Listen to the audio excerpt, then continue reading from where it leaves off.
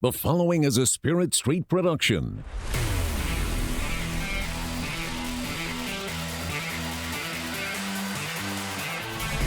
You've discovered your link to the Power Cat Podcast, presented by Fridge Wholesale Liquor.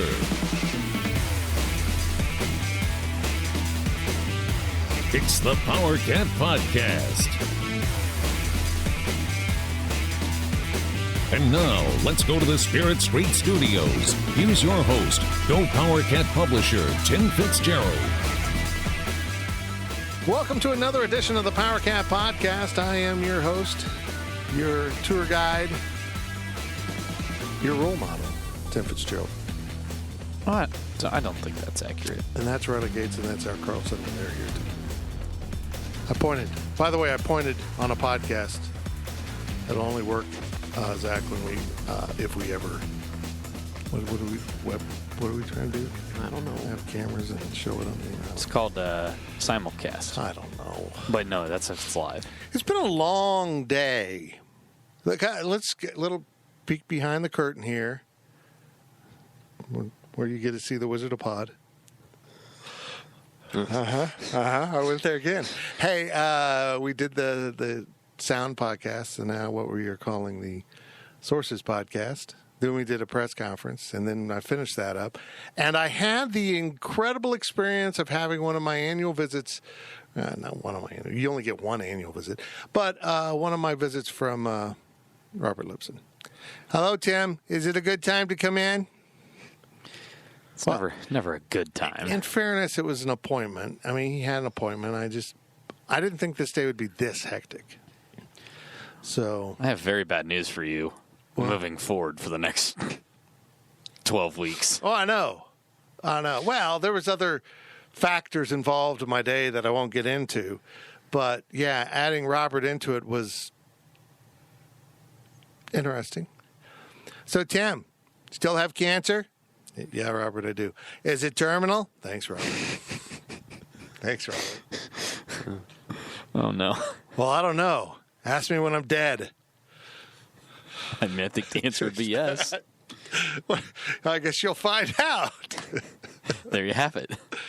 Oh, it is the questions version of the podcast. If we split these suckers up, Zach and I were stunned to see how well the overtime performed. I'm telling you, people love the sound. Well, was it the overtime or was it both the overtime and our normal podcast and people just waited a day? No, we saw the numbers for the overtime. The numbers were associated with the overtime. Yeah. We saw the numbers for the downloads for the day, but at the bottom, the overtime was listed. You're right. It's performing quite well. It's disturbing. People like What's fun. wrong with you people? People love fun. Win that dang day. That was actually me. How many were there? There were 10. There were exactly 10. I counted. That's right. That was not planned. That was just me winning that dang day over and over. We're sponsored by The Fridge. You can win your dang day by going to The Fridge and getting all of your party essentials. By essentials, I mean beer and wine and liquor. Everything else is not an essential, because technically you can drink it right out of those containers you buy. They come in a bottle or a can or something. You can drink out of that. But if you need cups, they're nice and other things, you can get that at The Fridge. You know what I bought at The Fridge the other night when we were passing through? What? A bottle opener. Why? Because we were going to a party, and I bought some beers that don't twist off. Oh, that kind. Okay, I think. And but it has a wine thing on it too, because that's all they had. So now, if I'm like in a pinch, I can open a bottle of wine. I was thinking you said bottle opener. I thought wine bottle. I'm kind of a screw top wine kind of guy. If I drink a wine, I think screw top's pretty. Should be easy access. Yeah. So. Guess what I bought at the fridge today? Potato chips. Crown Peach. Yeah. It's back, baby. It's back. I like Crown and I like Peach, but I don't like Crown Peach. Have you had it? Yeah, I have, actually. And back in the day, that was an Aggieville shot, the Crown and Peach. It's not the same thing, though. It's shockingly the same thing. It's Crown with the peach flavoring. I'm going to strongly disagree, and I haven't even had it. This segment sponsored by Tanner's. They are the Crown and Peach of Aggieville. I don't even know if that's a good thing. You would think that's a good thing. No, I think Crown Peach is a good thing. I don't think Crown and Peach. Oh, Tanner's is definitely top shelf when it comes to Aggieville bars. Get into Tanner's, watch a game, see your friends, have a meal, take your children and abandon them in the bathroom. It all can happen at Tanner's. Was there a story there? I don't know. I just thought it was kind of a cool plan. I mean, sure. Okay, this isn't even the overtime. This is the regular podcast, so maybe we should advance to the questions from Wabash Station. And here's our MC, Zach. From Purple Powerhouse, is it fair to say that our new coaching staff is going to be a lot more deliberate / picky about when they run the quarterback? Yeah, I mean, I think it's been made pretty clear. Just number one, based on the fact that Easton Stick and Carson Wentz did not run the ball that much. They didn't have design runs all that much. And so I think you can base it on that. I think you can base it on the fact that they don't obviously feel comfortable having a backup quarterback, or at least they haven't identified a backup quarterback yet. It's just not an offense that's based around the quarterback run. So deliberate, yes, but it's because it's part of what they do. And they want to keep Skylar healthy. I mean, at the end of the day, well, you can't be using him as a battering ram. They run the quarterback when it's necessary, when it will catch a defense off guard. And that's what Bill Snyder used to do, and then that became the focus of his offense. The focus of the offense was always other stuff, and we're going to layer this in, and we're going to layer in the throw into the tight end, and we're going to do this. And they just stopped doing all that and decided to use the quarterback as a battering ram. They'll run the quarterback 5 times a game, maybe. I don't know. It'll be more than that, I think, because of design passes turning into scrambles, sacks for some reason getting counted as carries. Stupid. All that. Yeah, but I mean, choose to run the quarterback. Right. So it's going to be in there, but I think Skylar and all the quarterbacks are happy to know they will not be fullback / quarterbacks. From Mountain Joe, while I have heard a lot of discussion about the wide receivers being good enough to provide threats for Skylar, doesn't there need to be some more pressure on Skylar to make the right reads and find his open receivers? There's no doubt. He's got to progress as a quarterback. He wasn't good enough last year. He seems more comfortable in this system. Keep in mind he'll be under center, which I know this is subtle, but he mentioned this the other day when we spoke to him, that being under center and having to drop back and maybe make a play action read, hand off to a running back. It all gives him time to evaluate what's developing on the field. He can read a defense. He's more deliberate and all that. Before he would just be asked to stand in the pocket and throw. And, he's going to be a quarterback now. So he's got to be more complete. There's no doubt about it. He's got to do things much more efficiently than Skylar did last year.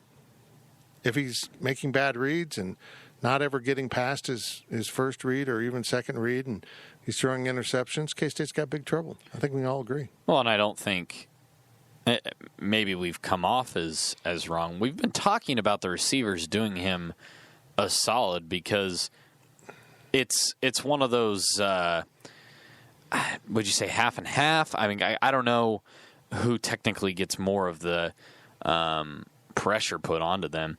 But obviously there's been a lot more to talk about with the receivers and coming into this season than there has with the quarterback position. And that's why, we've continued to push it, make it a point. Hey, the receivers need to get open. The receivers need to do that. And they just didn't get open a whole lot last year. I mean, honestly, how many times in your head does it stick out that a receiver totally beat a guy off a route and was 5 yards ahead of him? I think back to Zuber beating a guy against, what was it? UTSA? I don't remember what the game was. Right down that left sideline where Delton hit him deep. There just weren't that many plays where receivers separated themselves. And yet I watch a game this morning, funny enough, ESPN Classic game, and Oklahoma's got guys beating people off of routes, and West Virginia's got guys, boom, just like that, beat two guys and was 10 yards past them by the time the ball was in Will Greer's hands. So I'm not saying that every receiver at K-State is going to be CeeDee Lamb or Marquise Brown, but they need to do a better job of getting off, Well, and some of it's design. Yeah. How the routes are designed, and I mean, is it a well-designed play? And I think K-State's passing game just became very sophomoric. Just very basic. Go there, turn around, I'll throw you the ball. Yeah. You're not going to get any yardage after you catch it because you're going to be standing there like a doofus, but do that, and maybe you'll be open. From Herdez Joe, which would be a bigger surprise? Skylar Thompson as the Big 12 Offensive Player of the Year, or Nick Ost / John Holcomb get a start not due to an injury? Oh, those two are too far apart for me to associate. I can't deal with that. One at least I could see. In a crazy world, K-State wins 10, 11 games, and Skylar's throwing for almost 300 yards a game. Yeah. I'm not saying that's going to happen or that it's even realistic, but I'm not that's even possible. sure that happens. I'm not even sure that's possible now. Somehow, Jalen Hurts going to be the MVP if they go 6-6. I think. Side note: the Big 12 is going to sour on Jalen. Sam Ehlinger's their golden boy this year. If not, Brock Purdy. I mean, there's other options, but look, I don't mean this as a slight at Nick or at John Holcomb. They're not going to start on talent. They're just not. They're not going to start over Skylar on talent. Yeah. Just says due to an injury. It says not due to an injury. That's what I mean, like suspension. Okay, I don't see that. Yeah. I guess you can play the technicality game. I figure if he's saying not due to injury, he would probably also include suspension in there. Neither one's going to happen. I feel comfortable saying that. It'd definitely be more likely for him to win the Big 12 Offensive Player of the Year. For me, that's like, what's going to happen first? You're going to walk on Mars or you're going to visit Venus? Oh, no, neither. Neither's going to happen first for me. That's the way I feel that question was. I'd say Venus would be the bigger surprise. There's a significant... Wow. I kind of did too. I'm not great with the whole science thing. The talent disparity, the level of experience between Skylar Thompson and whichever quarterback ends up being the backup is, they're miles apart. Miles and miles and miles. If you bench Skylar, let's say Skylar's having problems, and you bench him, you might wreck him. Yeah. You might just finish him off. From K-State Legion, what position group do you see having the biggest impact on the team's ability to win? Defensive end. I think that group can be incredibly disruptive of opposing offenses and create turnovers. We talk a lot about safeties and how they cover.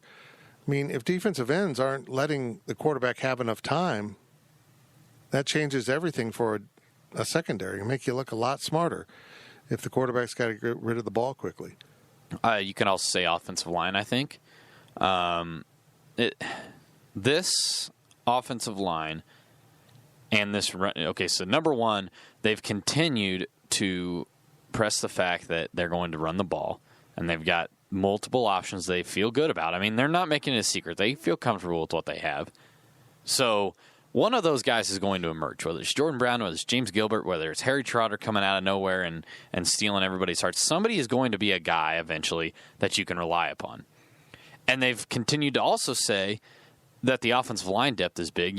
They said they feel like they have 6 to 8 guys that could realistically play along the offensive line, could realistically contribute. So you can't, say that, they don't have enough depth or they don't have enough talent. They have the talent there. Noah Johnson could be a starter, but you could easily see Josh Rivas. The fact that they have interchangeable starters on the offensive line is significant. So what I'm trying to get at is this running game needs to be consistent, it needs to be solid, and it needs to pack a punch every single game. And so you kind of got to put some pressure on the offensive line, okay? You've got talent, you've got returning experience, you've got everything. Go make it happen. Allow this offense to do what it does, which is run the ball, and then allow for Skylar to have an easier time to throw the ball. It all just goes hand in hand. Well done. From K-State Legion again, which do you see happening more? More tight ends subbing in to play fullback or more fullbacks subbing in to play tight end? Well, they are the same in this system. They're all in the same pot, so to speak. So Nick Leonard's, now that Adam Harder's injured, Nick Leonard's will probably start at fullback. And then Blaise Gammon will start at tight end if they have both on the field. And then if they don't have a fullback on the field, Nick Leonard's will be the tight end. So they're interchangeable parts. I think we will see more tight ends now than we would have in the past because they just kind of rotate through the fullback spots. Unless someone really steps up. Deneen, Barta, Sawa. But I think those guys are so far behind the tight ends. I think Sammy Wheeler's ahead of all them in terms of who do we want to put on the field. So now they go to 2 tight ends. I don't know who the 2 are and who's the fullback, but I would say the three guys I just mentioned as tight ends are on the field. One is a fullback. You kind of stole what I was going to say there. It's the depth. It's the fact that every time we've talked about who are some fullbacks, we've said like, hey, can Jackson Dean get there? I haven't heard them say as many strong positive things about the quote-unquote listed fullbacks that you have out of the tight ends. I mean, I think it's pretty telling that Sammy Wheeler is probably the 3rd tight end, and he still gets a lot of mentions, whereas we kind of have to pry for things on like Jackson Dean and Barta, and they don't go out of their way to say that a whole lot. And so what you said about it being, a little bit deeper at the position, I think you're pretty spot on with that. From Ema Wildcat 82, now it appears that Hank Jacobs has displaced Sean Snyder's official job duties. Would it be beneficial to have Sean working behind the curtain, passing notes to certain position coaches on what the kickers, punters, and return men should be doing to improve? Well, first off, it sounds like you should have read my story on Devin Anktel. Well, Sean's still involved. Yeah, that's what I was getting at. Yeah. He does that. First off, Sean's a senior special teams analyst, so he's just focused on special teams. He doesn't coach on the field in practice, but Stan Weber goes to him for either advice. What? Stanton Weber. That's what I said. Did you say Stan or Stanton? Stanton. I said Stanton. I didn't hear the You're going to be like just broken here in a few weeks. Memory's going, ears are going. It's a sad crash. Terminal. Terminal. We're now making that damn jokes terminal about cancer. Yeah. No, Stanton goes to Sean, takes notes, whether it's questions he's had, whether it's observations that Sean's had, whatever it is, he takes that into practice. And then kickers and punters can go see Sean as well. And they can't, do it in practice, but they can go talk to him. They can go ask for advice. Dude was a damn good punter. Of course they're going to go ask him for advice on certain things, and he was the coach for most of them. I don't think Sean's really talking returners all that much. He never did. Yeah, he never did that, and Jason Ray kind of holds down that. Or, we know that he's involved, at least in the return game, a little bit. It was the biggest misunderstanding. Sean was special teams coordinator, but he really coached the kickers, punters, holders, snappers. Yeah. I mean, most of the other stuff, other guys oversaw. Look, Sean's out of the coaching staff. He doesn't, quote-unquote, coach the team. He's not a coach on the team. But he still has his hand a little bit in the kicking and punting. And he's an analyst. If he's at the school, absolutely, got to keep utilizing him, and it'd be dumb to not. From Purple Powerhouse, among the freshmen, who are we absolutely dependent on becoming impact guys? Well, this is a question I ask. They haven't identified anyone that will go beyond the 4 games yet. So there's no one that they know they're going to have to use beyond the 4 games yet. Which is interesting to me. Why? Figured Josh Youngblood would be in that group.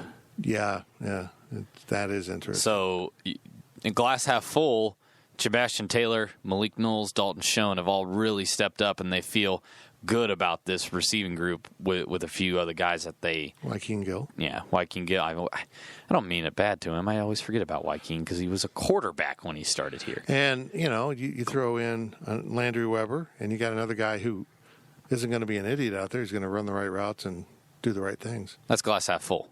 Glass half empty, Josh has taken a step back. Yeah. He hasn't shown enough to be consistent enough to get significant playing time. I don't think it's probably that. I think it's probably they're starting to feel better about the older options, but I'll put it this way. I'll be shocked if Josh doesn't play over 4. Shocked? Yeah. Mildly surprised? Somewhere in between there? Because if he gets in Game 5, I expect you to go, oh!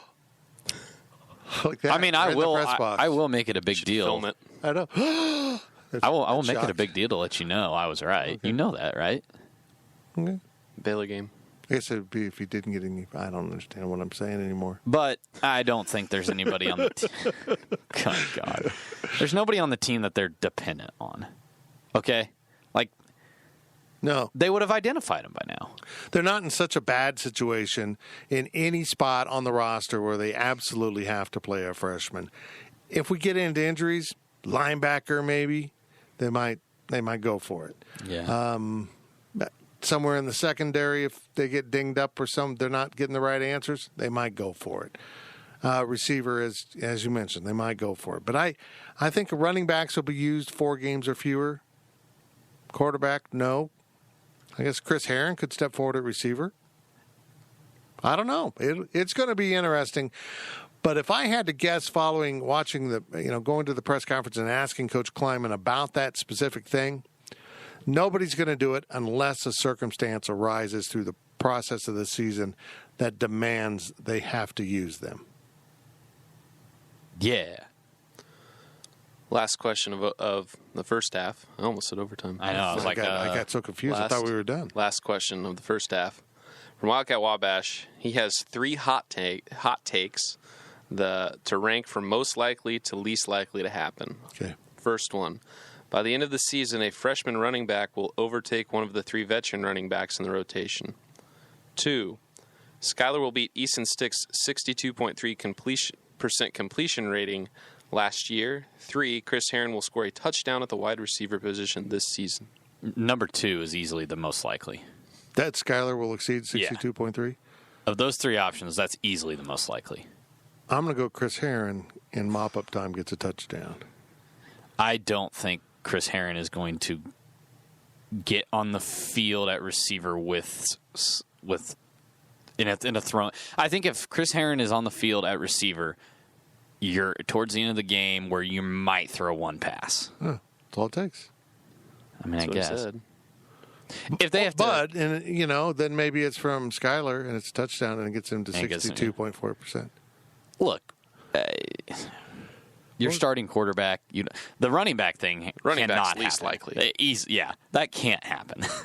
If that happens, I don't know. Over your top 3? I don't know. you don't bring in 2 grad transfers and have a freshman. Well, I'm not thinking it'll be one of them. I think when you say top 3, you're including Harry Trotter, and maybe that gets a little more tangible to me. Because the guy is one step out from being a walk-on. But do you also have Tyler Burns back there? I think that it's probably ahead of the freshman. Maybe. I don't see that. I don't see that at all. Joe Irvin's supposedly pretty good. I'd go Skylar's thing number 1, Herron catching a pass for a touchdown number 2, and the running backs at 3. I would go Herron, Thompson, running backs. That's all I got to say about that. That's all I got to say in the whole first half. Because that is the end of the first half of the Power Cat podcast, sponsored by The Fridge. We're sitting in the WTC Gig Parrot Studios. What else I got? And that half is sponsored by Tanner's. 30% off an annual subscription right now at GoPowerCat.com. It's football season. Get on board. Get signed up. Get ready for the coverage. On Monday, what did I calculate? 12 stories? Yeah. On a Monday. A Monday the week before game week. 12 content items. A lot of them were Lots of video. videos. Just a couple VIP things that were really nice, including the Power Chat with Joe Hall. Lots of video. 11 more Tuesday. Yeah. Man alive. Just poured it all out.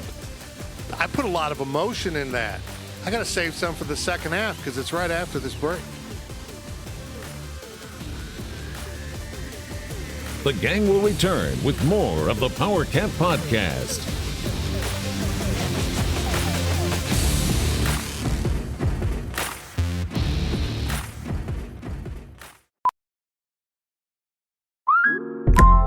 Listen up. I won't sugarcoat it. This is the longest cold, flu, and allergy season we've ever seen, but we're not alone. We've got Instacart. Sure, you may be a coughing snot faucet who just wants mommy, but you're not giving up. Not when cold medicine, fragrant herbal teas, and honey shaped like bears can be delivered through Instacart in as fast as 30 minutes. Now let's go win the sick playoffs. Daddy, I just want my soup. Oh, sorry, Sport. App says it'll be here in a few minutes. Instacart for the win. Picture this nightmare scenario. You're hosting friends for the big game. It's neck and neck in the fourth quarter, and suddenly you realize you're out of drinks. You start to sweat. Your friends start to turn on you. You're forced to go on a last-second drink run and end up missing the game-winning touchdown while in line. Terrifying, isn't it? Luckily, you can avoid the drama with Drizzly, the go-to app for drink delivery. With Drizzly, you can shop a huge selection of beer, wine, and spirits, then get them delivered right to your watch party. Compare prices across multiple stores in your area, find the best deals on game day drinks, and get back to armchair quarterbacking from, you guessed it, your armchair. Download the Drizzly app or go to drizzly.com. That's DRIZLY.com today. Must be 21 plus, not available in all locations.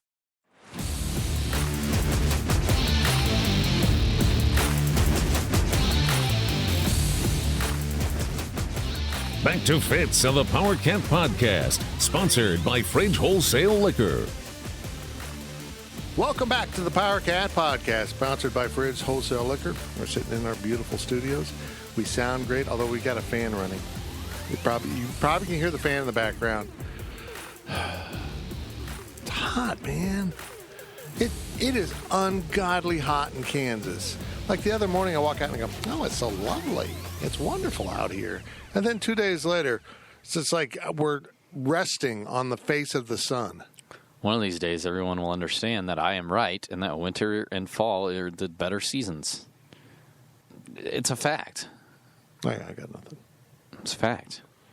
Winter It's an opinion. Fall. It's an opinion. It's a fact. I'm not miserable and in pain and uncomfortable. That when sounds it's like winter. Nope. Yeah, winter. I just does threw that on to some me. more layers. Do you cover up your face so your nose doesn't freeze off? I mean, used to Do have you one of like those. leaving Bramlage at 11 o'clock at night? and your Ames, face Iowa. I have freezing? auto start. I take you to Ames, Iowa, and drop you in that parking lot, you will die. Well, sure, but I also can take you to the middle of the asphalt parking lot at Bill Snyder Family Stadium today and leave you outside and let me know how I dripped sweat more than the players that were leaving practice were last week. I don't think that's If you watch those go watch those videos from Zach when we talked to offensive coaches. Were you getting attacked by crickets too?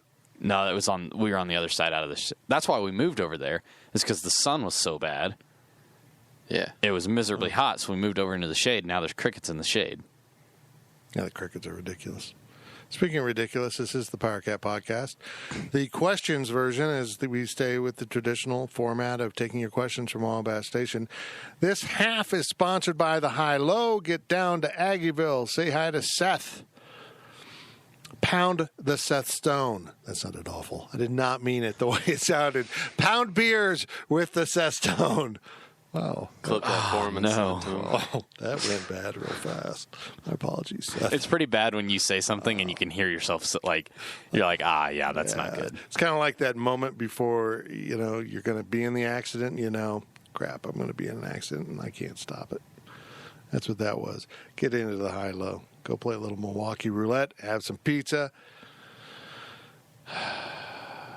Here's a problem, guys. Now, a certain chicken place has started having macaroni and cheese. Oh, you went in a different direction than I thought you were going. So now I'm eating that like I'm in a sordid affair with it. I mean, I'm thinking about going by there just to get a chicken sandwich so I can get the mac and cheese. I mean, I feel like I'm cheating on every other fast food or food place. So now if I go to the High-Low, do I dare get the mac and cheese pizza, which is delicious, or will I have mac and cheese overload? You'll have mac and cheese overload. Yeah, you're gonna get burnt out on it if you're not careful. It's all a science. It's Here's the what I sweet would science say. of being a fat guy. Get into the High-Low. I would encourage you to get a different pizza at the High-Low. Do something different. I had a pizza that was the little apple, the big apple, whatever the apple it was, with all the meats on it. Yeah, very good. It was good. It's good. Speaking of good, here's your questions from Wabash Station, and here's Zach. From Exhausted Nihilist, given K-State's recent recruiting position relative to the higher-ranked schools, do you think K-State will benefit more or less than the higher-ranked schools to utilize the 4-game redshirt rule? I don't think it's going to be obvious enough to use it as a recruiting tool. I mean, you can toss it out in a recruiting pitch, say like, hey, look at Jackson Dean. He played 3 games last year. You could come in at K-State and play right away. But they're going to need a guy like Josh Youngblood to become an all Big 12 type receiver this year in order to use it as an advantage in recruiting. This new rule is so I don't want to say complicated. The rule itself is pretty clear cut. You can play 4 games or fewer and maintain your red shirt. But managing that gets to be really difficult. So do you play him right early in the season, and then maybe as the season progresses and you've got a bunch of injuries, then what do? Or do you try to save him just in case for later with injuries, but then you don't have them and you're in close games, so they don't play at all? I mean, it's really difficult balancing how you're going to use the freshmen that you want to play, that you want to get experience, how you're going to deploy them, when you're going to do so, what you're going to put in your back pocket, what you're going to put out front. It's all very complicated to me. I mean, I really do think it could be a tool for them if they did it right, but it has to be in big roles. It has to be catching passes. It has to be taking carries, whatever, making tackles. I mean, it can't just be, oh, this freshman was on kickoff in 4 games and he had 3 tackles. Like, it can't be that. Yeah, I mean, play some freshmen and win 10 games and your recruiting will be great. Yeah. Or not play freshmen and win 10 games, your recruiting will Just win 10 games, honestly. Let's do that. From Herdez Joe, Scotty Hazelton is acting like a coach who has something good, but he's not sure what the ceiling is yet. If the pieces fall into place and guys fulfill their potential, how good can this defense be? You have a very unique situation returning as many starters as he does. And some dynamic starters. Yeah. The problem is a lot of them are seniors.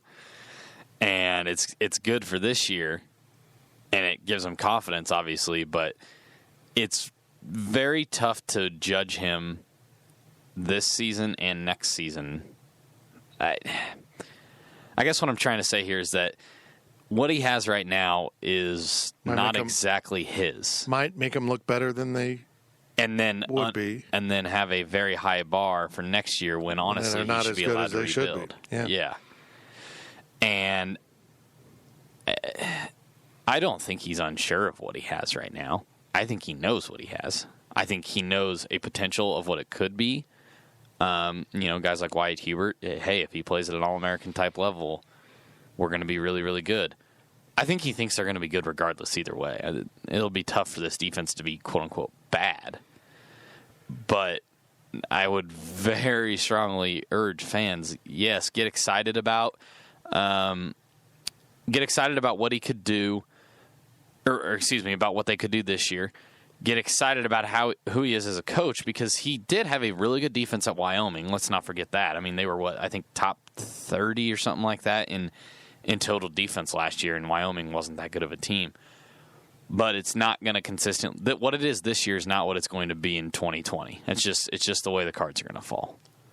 From Purple Powerhouse, how close is the talent gap between K-State and KU in football? And how do you see that playing out over the next several years with Kleiman and Miles running the programs? They're recruiting different players right now.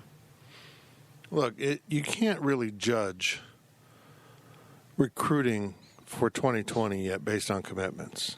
Let's not forget that KU has a history of selling people on early commitments, and then the season starts and they go, oh, you guys really suck. The program also has a terrible history of landing 4-stars that don't pan out. Yeah. I know this from K-State. This isn't a shot at KU.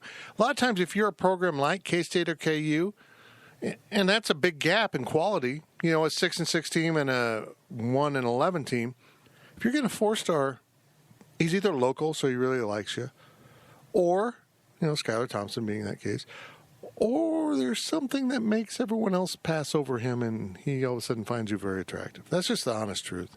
I think there's still a sizable gap between these programs. And maybe the biggest part of that gap isn't really talent. It's about knowing how to win, knowing a culture that demands success. That once things get tough, you don't just say, okay, well, we can lose. We'll just go ahead and lose. That's tough to get rid of. And I honestly don't think Coach Miles is the kind of guy that's going to get rid of it. I think he's going to have a bunch of fun with his players. He's going to hop up there with rappers and dance in the meeting room, and they're all going to laugh, and they're going to go out there and be KU. They're just going to be KU. And maybe they'll get better players. There's just a long ways to go. And the recruiting of it is, you can look at what they do this year. You can look at how the classes shake out and go, oh, the talent level is starting to close. You can't do that. You can't compare them because KU. I'll probably guess right now that KU might end up having a higher ranked class. They've landed some very highly rated players over the last 2 weeks, but I don't think that necessarily means that they're going to close the talent gap. I just kind of mentioned why right there. Well, one thing they can do, and maybe they are doing to close the talent gap, is have a morality gap. That it's okay to abuse women and still play football. Yeah. That's okay to do this and that and still play football. If that becomes really more important than, your humanity, then maybe that will help them down the road. Maybe if, there's fights and there's charges and it's, he's good. We're going to let him play. If we want to do that, maybe they can close the talent gap. Congratulations. From KSU number 1, who wears the captain designation on offense and defense? We don't even know how he's going to set it up. Will he have 2 and 2? I mean, no, but you can make a good guess. Skylar will be 1. Yeah, obviously. I mean, just kind of look at who he brought to Big 12 Media Day. That's always a very good indicator because they're either a preseason all Big 12 player or they're going to be or they're a team leader. I think Skylar will be 1. I think Dalton Schoen will be 1. I think Wyatt Hubert will be 1. And I think Trey Deshawn will be 1. I think he'll go 4. I mean, I'm just guessing. I literally nothing to base that on. You might go 6. You might have Franz or Holdorf and Goolsby. I could see Goolsby. I could see Holt. You're making that noise again. I stopped myself. Okay. I don't know about these lines. Scott's not vocal, at least publicly vocal, so maybe I shouldn't say that. But could be Tyler Mitchell. That guy seems to be taking command. Yeah. Yeah, again, that's a huge human being. Yeah, he's pretty big. I mean, that's Where's not he just from? Pig snort. Was it? I asked the question. Bull snort? No, that's not right. Pig snort. Did they change it on the bio? Because he listed the mailbox. I'm told when he came in as a freshman, Mitchell, Alabama, or something, and that wasn't his last name. Wasn't? Oh, I can't remember what it was. Buck snort. Buck snort, but he's close. actually from Buck Snort, Alabama. They don't have a P.O. box there. Buck snort. Yeah, I think you've got almost have to make an offensive lineman one of your captains. Maybe. I think it'd be Holtorf then. I mean, again, it's so hard to guess based on not knowing how many numbers he's going to have. I hope he doesn't do that thing that was it last year? Snyder was like, we've got 3 captains tiers. and 19 player. Well, they had captains and co-captains. Yeah. I'm like, what? It was weird. But I feel like a good majority of those Big 12 Media Day guys are captains. Just my thought. From Snarecat 3, welcome. Wow. Was that like a drum? He's been here, hasn't posted much, so love to see you around. To me, this seems to be the most important Sunflower showdown since Bill came back for 2.0. The Cats win in Manhattan and reestablish dominance of football in Kansas. Just how important is this game in Lawrence on November 2nd? Huge. It is huge. It's huge because you go into Lawrence and what everyone over there perceives is it's over because Bill's gone. And they're right in that case because Ron Prince was pathetic against pretty good KU teams. You go in there and win, and say you put your foot down and win pretty easily, then they have to come back into Manhattan the next year. And probably by year 3, Kleiman's got it going pretty good. That no gap closing has been taking place. You need to get him this year and then maybe sneak into Manhattan next year and get him that year. And then you've closed a lot of the gap on K-State. Maybe you've pulled them down to you, but you've made it more competitive. If K-State loses to KU this year, I cannot stress how high or how big of a hurt I think it will be to local recruiting. Because let's be real, Les Miles has a hell of a pitch right now. He's a national championship winning coach coming into a horrible situation. He can pitch to them, you can play right away, you can help me turn this around. If we get it going the right way, who knows how good we could be. He's got a hell of a pitch. And if he beats K-State in his first year, he gets to sell all of that. And then, oh yeah, by the way, we're taking the state back. We just did it this year. It would do huge things to recruiting, I believe. That's why I think you got to go in there and not just beat him. I think you got to smack him. I think you got to show KU fan, and at this point, it's just about pride here. But you got to show KU fans that that Chris Kleiman is not just some boring FCS coach that can't win at this level, that he's going to continue winning against his in-state rival. And I think there's a little rivalry already brewing between the two, just based on the way that they spoke about each other, or lack thereof, down in Dallas. I get the feeling Les is a little condescending. Yes, and I think that that's making Chris Kleiman upset, as it would with anybody. Anybody. It doesn't matter if your coaches are just people. If you can tell someone's looking down upon you, you're going to want to settle that score, and I'm all for running that up. Not going for it on 4th and 1 with 2 seconds left, but I'm all for 45-7, and you throw another touchdown pass. Yeah, I'm about that. Take that, Jayhawks. That's definitive. From Purple Powerhouse, how do you see the talent gap between K-State and the conference leaders like OU and Texas, and how long will it take to close that gap before we can consistently be competitive with the top half of the conference again? A while. I mean, yeah, so hard. You got to back up to, when Nebraska was in the conference, and you're talking about Nebraska, and then eventually Oklahoma got back on its feet, and, Texas was in the mix once in a while. K-State, for a brief shining moment, had talent that matched up. Maybe not the depth, but that frontline team of 98, 97, 98, and even spilling over in 99 and 2000, and those are really talented teams. They put a lot of dudes in the NFL. So if you just look at that, the NFL measurement, the pure raw talent, K-State's a long ways away. A long ways away. And that doesn't mean that's the only measurement. I mean, hell, Mississippi State had an NFL roster basically and came into Manhattan and pounded K-State, but wasn't overall very good last year. But they got to get better. The coaches know they got to get better. They've got some really good players. They don't have enough. They have some decent depth. They don't have enough. They just don't have enough of any of it, and that was what was dwindling. That's what was rotting on the vine for Kansas State. They just didn't have enough of what they needed. It was nowhere near what it was in the prime. Can Chris Kleiman get them there? Maybe, but it's not going to be easy. I think it's also going to take a shift in the national landscape of college football.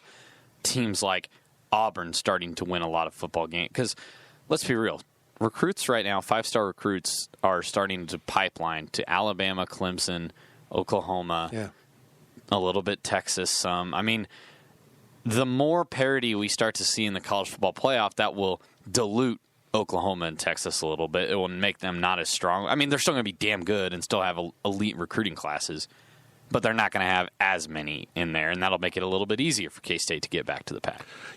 There was a time when Bill Snyder recognized an avenue to get that done, to close that gap, and it was called junior college recruiting, and it worked, and everyone said he was cheating and cutting corners and not doing it the right way, whatever they said, and it worked, and then now everyone does it. So can Chris Kleiman come up with a way to do that? Can you really just outwork everyone and develop everyone to such a high level? Because really, at the core, the philosophies are very similar. They go get kids that other people miss, particularly in the high plains, the northern plains, and they just develop the hell out of them. They find a guy like Carson Wentz that nobody wanted, and he turned out to be really good. Yeah, you got to do some of that, but is that enough in this day and age at the Power 5 level? I think to get there, you got to sprinkle in a lot of really good recruiting, and then go get some 4-stars, and have the right mix, the right group at the right time, and not get a bunch of injuries. Because what really makes Alabama and those programs good is they lose a senior starter, and they've got a freshman that can step in and play. Step in and play at the highest levels, and that's just not what K-State or most programs experience. From GT Cat, it's easy to compare what we've been experiencing now with the Ron Prince era. Coach Prince drove a wedge between himself and his coaches. These coaches all seem to be very humble, we're in this together attitude from my vantage point. How would you characterize their overall chemistry so far through fall camp? Incredible. It's we can't speak too much to it being different because obviously we don't know how other coaching staffs connect. but I can't imagine there are many staffs out there that are as tight as these guys are. And I don't know if that's a culture that Coach Kleiman has. I don't know if it's they just seem to click well. Obviously, it helps when you have so many coaches on the staff that have connections to each other. You know, Scotty Hazelton being in North Dakota State at one point and having the connection with Coach Kleiman, and then him bringing 4 of his own guys. You have a K-State. You know, everything kind of matches up. A lot of people knew each other already, so that obviously helps, but it just feels like they are all connected super, super well, and I think it's doing a lot for them right now. Yeah, it seems like this group's been together for years. It really does. I mean, they brought 4 coaches with him. Scotty Hazelton is connected, and the other half of the staff was disconnected, if you want to say it that way. But they feel like there's just great chemistry. I mean, you can just tell they genuinely like each other, and they've gotten on the same page with where they want to go. Although, as I pointed out in the Sources podcast, the defensive backs coaches, one wants to play man, the other wants to play zone. So that'll be interesting to sort out. But they are intensely likable guys, not fake. You know, all guys you wouldn't mind having a beer with or a glass of wine or coffee. They're all really genuine, nice people. And a lot of Ron Prince's staff was too. I mean, some of those guys were great. Tim Horton, I mean, just a wonderful guy. Raheem Morris, loved that dude. But the top apple was rotten, so that didn't work. And eventually those guys left, and he ran them off. But Chris Kleiman's a very, very sincere guy. From Mountain Joe, what is a satisfactory score spread in the home opener as far as you are all concerned? Cats by 7, 10, 17, or 28?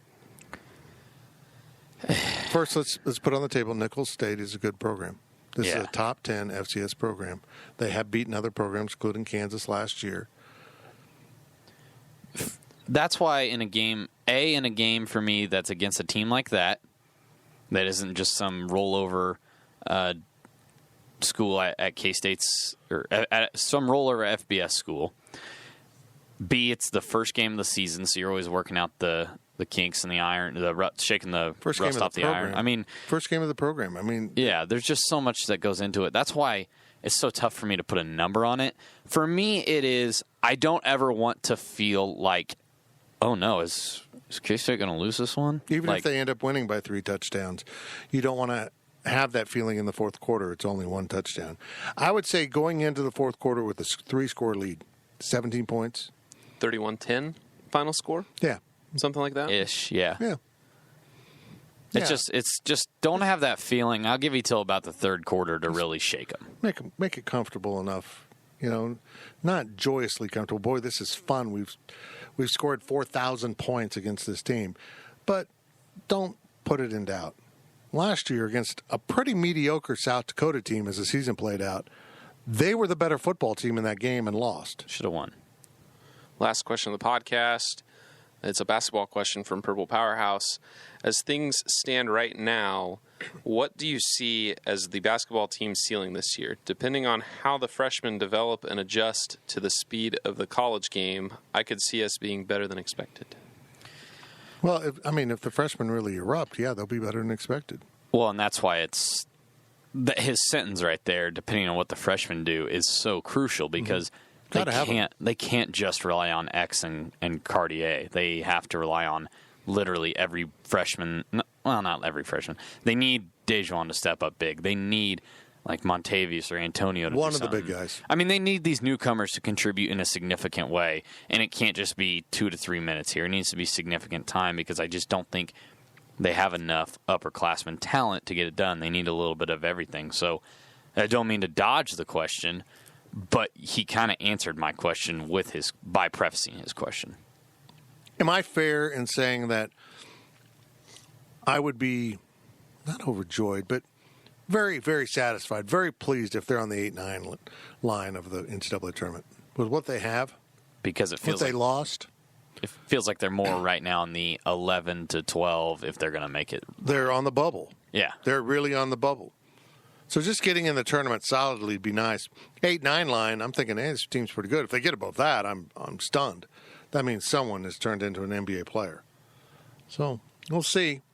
There's a lot to be learned about this basketball team already. There's a lot of growth to be seen from the freshmen. And Bruce does a good job of putting together parts. That's probably why he succeeded with that under-19 team. He can take parts and put it together. And so now he's got a new set of parts, has to sort of reinvent his team. They're going to play a little bit differently because they're not going to be able to defend at the high level that they have. I mean, that was maniacal what they could do on defense in the past because everyone understood every rotation. And that's not going to happen this year. I don't know. We'll see. It's going to be a fun season. Football, basketball.